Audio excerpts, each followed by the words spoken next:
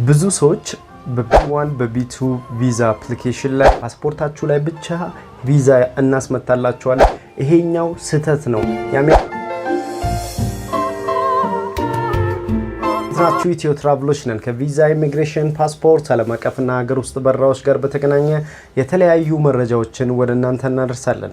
ሰብስክራይብ በማድረግ ቤተሰብ ሁኑ። ሀሳብ፣ አስተያየት፣ ጥያቄ ካላችሁ ኮሜንት ላይ ያስቀምጡልን።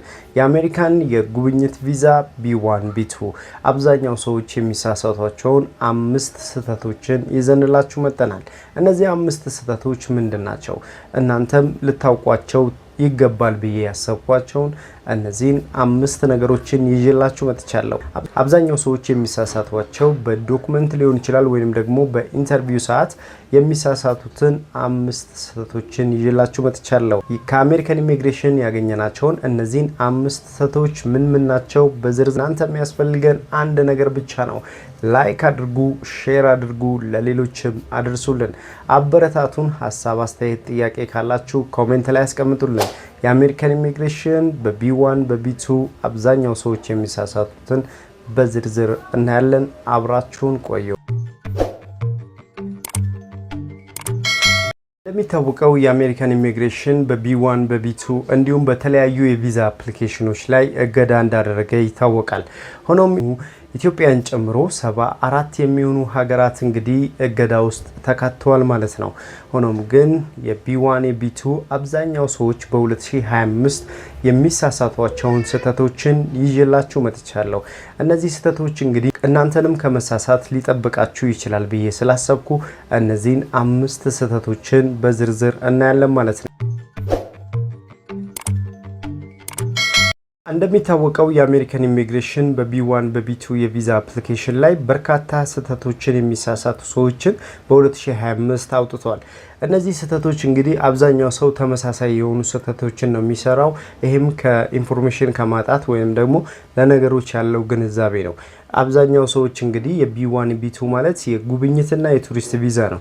በቤተሰብ ሊሆን ይችላል ወይም በካምፓኒ ደረጃ ወይም በትራቭል ኤጀንቶች በኩል ሊሆን ይችላል ጉዞ የምታደርጉት። በእነዚህ ሰዎች እንግዲህ የግብዣ ደብዳቤ ሲላክላችሁ በቢ1 ሊሆን ይችላል፣ በቢ2 ሊሆን ይችላል፣ በቱሪስት ወይም በቢዝነስ ቪዛ ሊሆን ይችላል። በእነዚህ የቪዛ አይነቶች ብቻ ጉብኝት ለማድረግ ኢንቪቴሽን ሲላክላችሁ እነዚህን መሰረታዊ የሚባሉ 5 ነገሮች ማወቅ አለባችሁ ተብሏል።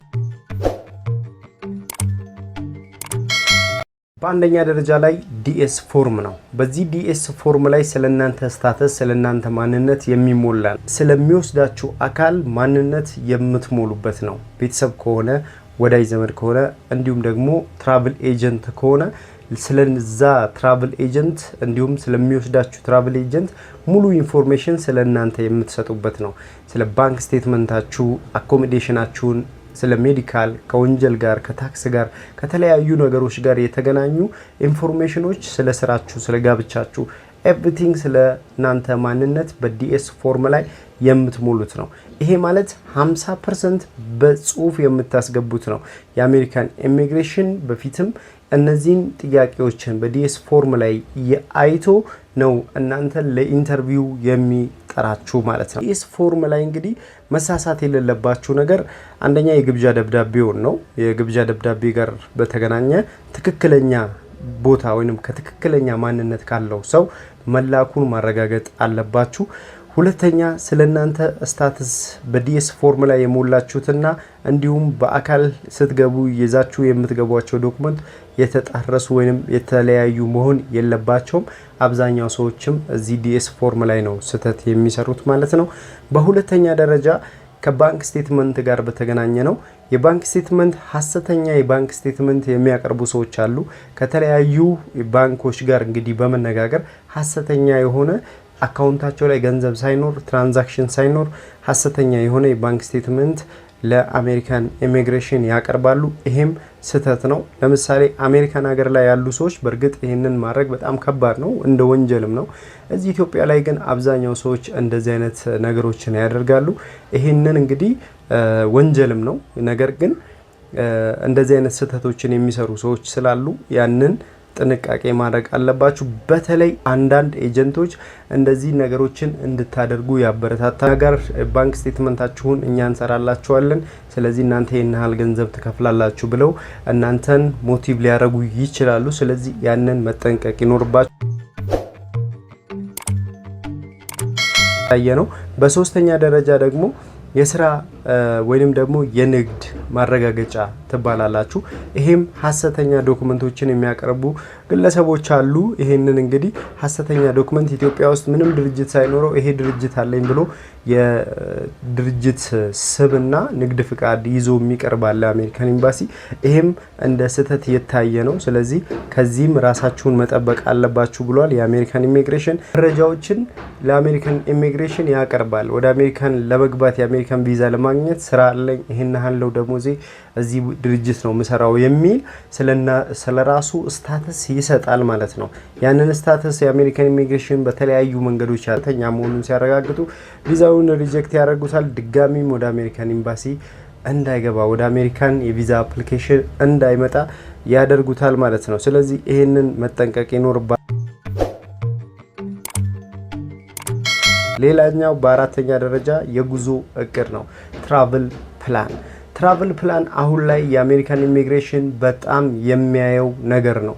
100% ትራቭል ፕላን ያያሉ። ትራቭል ፕላን እና ትራቭል ሂስትሪ ይለያያል።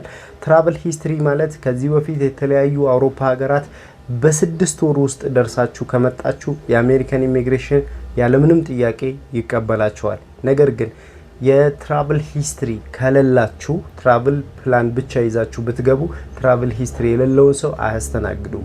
ስለዚህ ትራቭል ሂስትሪ ግዴታ ነው። በተለይ በዚህ በ2026 ማዘጋጀት ካለባችሁ ነገሮች አንደኛው ትራቭል ሂስትሪ ነው። የጉዞ ታሪክ አላችሁ ወይ? ሌሎች አውሮፓ የሻንጋይ ሀገሮች ላይ ገብታችሁ ታውቃላችሁ ወይ ተብላችሁ ትጠየቃላችሁ። ስለዚህ እሱም ማሟላት አለባችሁ። ዝም ብላችሁ ያው ራንደምሊ የምታዘጋጁ ከሆነ እነሱ በተለያዩ የኢንተርቪው ጥያቄዎች የእናንተን ትራቭል ፕላን ያጣሩና ሀሰተኛ ከሆነ ሪጀክት ያደርጓቸዋል። ስለዚህ መጠንቀቅም ያለባችሁ ትራቭል ፕላን ላይ የምታስገቡት ዶኩመንት ሀሰተኛ እንዳይሆን መጠንቀቅ ያስፈልጋል ማለት ነው። መጨረሻም አምስተኛ ደረጃ ላይ እንግዲህ የቀድሞ የጉዞ ታሪክ ቅድም ላይ የጠቀስኩት ማለት ነው ትራቭል ሂስትሪ። ትራቭል ሂስትሪ በጣም ወሳኝ ነው። ብዙ ሰዎች እንግዲህ አውቀውም ሆነ ሳያውቁትም ይንቁታል። ትራቭል ሂስትሪ አያስፈልግም፣ ወጪ ማውጣት ነው፣ ብዙ አያስፈልግም ብለው ይሄንን ግምት ይሰጣሉ፣ ወይንም እንደዚህ አይነት አመለካከት ያላቸው ሰዎች አሉ። ስለዚህ ይሄ የተሳሳተ እይታ ነው። ትራቭል ሂስትሪ የሌለው ሰው አሜሪካን ላይ በ6 ወር ውስጥ የአሜሪካን ዜጋ ግሪን ካርድ ከሌለው ሰዎች ውጪ በቢ1 በቢ2 የቪዛ አፕሊኬሽን ለሚሄዱ ሰዎች በሙሉ አግብቶ ሊሆን ይችላል፣ ሳያገባ ሊሆን ይችላል፣ ወይንም በተለያዩ መንገዶች ብቻ ለመሄድ ወደ አሜሪካን ለሚያስብ ሰው ከዜጋ ውጪና ከግሪን ካርድ ካለው ሰው ውጪ ወይንም ተማሪ ውጪ የትራቭል ሂስትሪ ግዴታ ያስፈልገዋል ማለት ነው። ስለዚህ ግዴታ የሚያስፈልጋቸው ሰዎች አሉ። አንደኛው ቢ1 ቢ2 የቪዛ አፕሊኬሽን ነው። ይሄንን እንግዲህ ማሟላት የምትችሉት ትክክለኛ የሆኑ ኤጀንቶች አሉ አዲስ አበባ ውስጥ። እነዛ ትክክለኛ የሆኑ ኤጀንቶች ጋር ደውላችሁ ትራቭል ሂስትሪያችንን ማስተካከል እንፈልጋለን ብላችሁ ቀጥታ ለምሳሌ አንዳንድ ስህተቶች የሚሰሩት ምንድነው? አብዛኛው ኤጀንቶች እንግዲህ እናንተን ወደ ስህተት የሚጠቁሟችሁ ምንድነው? ለገንዘብ ብለው የሚያደርጉት ነው። ፓስፖርታችሁ ላይ ብቻ ቪዛ እናስመታላችኋለን ልክ አውሮፓ እንደገባችሁ ተደርጎ ይታሰባል። ይሄኛው ስህተት ነው። የአሜሪካን ኢሚግሬሽን በራሱ መንገድ የሚያጠራቸው ስራዎች ስለሆኑ የአሜሪካን ኢሚግሬሽን ከሁሉም የአውሮፓ ሀገራት የቪዛ አፕሊኬሽን ሲስተም ጋር አብሮ ይሰራል። ስለዚህ ይህንን መጠንቀቅ አለባችሁ። ብዙ ሰዎች የግሪክ፣ የጣሊያን፣ የፈረንሳይ፣ ጀርመን ብዙ የቪዛ አይነቶች ፓስፖርታቸው ላይ ያስመታሉ በጣም ብዙ ሺህ ብሮችን ከፍለው። እናም ይሄንን የቪዛ የጉዞ ታሪክ ነው ብለው ለአሜሪካን ኢሚግሬሽን ያቀርባሉ። የአሜሪካን ኢሚግሬሽን አንደኛው የሚያጣራበት ጌቲን ኢን የምትለዋን ልክ የጀርመን ኤርፖርት ውስጥ ስደርሱ ባሉ የኢሚግሬሽን ሰራተኞች የ3 ወር ቪዛ ጠይቃ 3 ወር ነው ገብተዋል ብለው ያረጋግጣሉ። ይህንን ማረጋገጫ የሚያገኙት ማረጋገጫ ደግሞ የአሜሪካን ኢሚግሬሽን ይፈልጋል ማለት ነው። ስለዚህ በሚያረጋግጡበት ሰዓት ላይ የእናንተ ጌቲን ኢን የምትለዋ ሲስተም ላይ ከሌለች እናንተን ሪጀክት ያደርጋቸዋል ማለት ነው። ሐሰተኛ ዶክመንት ይዛችሁ እንደቀረባችሁ የአሜሪካን ኢሚግሬሽን በሰዓቱ ይረዳል ማለት ነው። ስለዚህ ይሄንን ከሚያሳስቱ ወይንም ደግሞ እንደዚህ በአጭር ጊዜ ዶክመንታችሁን ማደራጀት ትችላላችሁ ብለው ከሚሉ ኤጀንቶች ራሳችሁን መጠበቅ አለባችሁ። ኤጀንቶች ብቻ ሳይሆን አንዳንድ ሰዎችም በዚህ አይነት መንገድ ሚስ አንደርስታንድ አለ።